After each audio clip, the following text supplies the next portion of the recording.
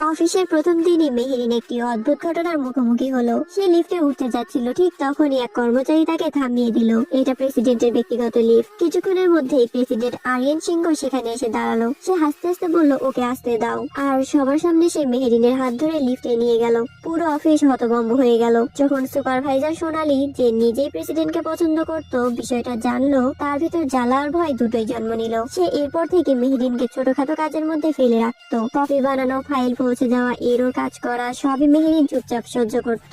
একদিন প্রেসিডেন্ট আরিয়ান নিজে মেহেরিনের সঙ্গে দেখা করতে এলো। সোনালি চালাকি করে মেহেরিনকে ধাক্কা দিল যেন কফির কাপ আরিয়ানের গায়ে গিয়ে পড়ে, কিন্তু মেহেরিন দ্রুত কফিটা নিজের দিকে ঘুরিয়ে নিল আর সব কফি তার শরীরেই পড়লো। সোনালি সঙ্গে সঙ্গে সুযোগ নিল, তুমি খুব অসতর্ক, আমি তোমাকে চাকরি থেকে বের করে দেব। আরিয়ান রাগে নিজের জ্যাকেট খুলে মেহেরিনের কাঁধে জড়িয়ে দিল। সে আশা করেছিল মেহেরিন কিছু বলবে, কিন্তু মেহেরিন শান্তভাবে বলল, আমি এটা ধুয়ে আপনাকে ফেরত দেব। এই উত্তর শুনে আরিয়ান রাগে চলে গেল। সন্ধ্যায় বাসায় ফেরার পথে মেহেরিন দেখলো এক বৃদ্ধা ডাস্টবিনে কিছু খুঁজছেন।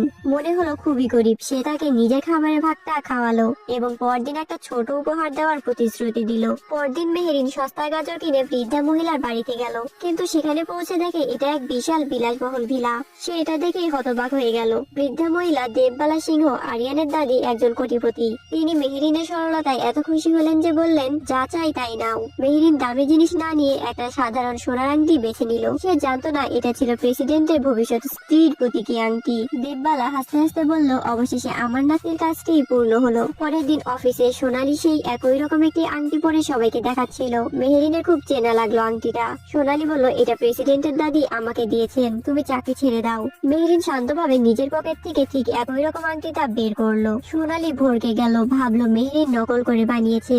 সে তড়িঘড়ি করে প্রেসিডেন্ট আরিয়ানের কাছে অভিযোগ দিল, ও আপনার পরিবারের প্রতীকী আংটি নকল করেছে, তাকে জেলে পাঠান। ঠিক তখনই দরজার সামনে এসে দাঁড়ালেন দেববালা সিংহ। তিনি কঠিন গলায় বললেন, আমার ভবিষ্যৎ পুত্রবধূকে কে বিরক্ত করার সাহস করেছে?